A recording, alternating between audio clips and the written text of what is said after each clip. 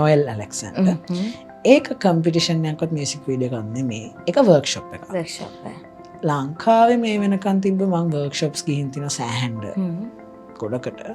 ඒකත් IDW එකට thank වෙන්න තමයි. මොකද එයාලා හැම වෙලේම ඉන්දියන් ආර්ටිස්ට්ස්ලා මෙහෙට ගෙන්නලා වර්ක්ෂොප්ස් කරනවා.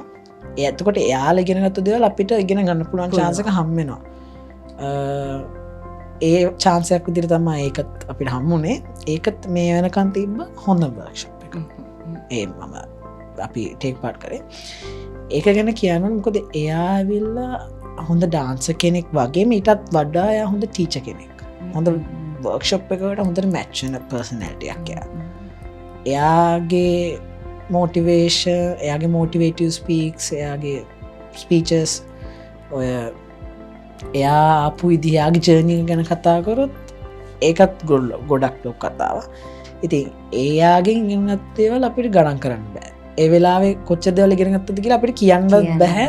ඒක ගොඩක් දේවල් එයාගෙන් ගත්තා. ඒක පැය දෙක තුනට.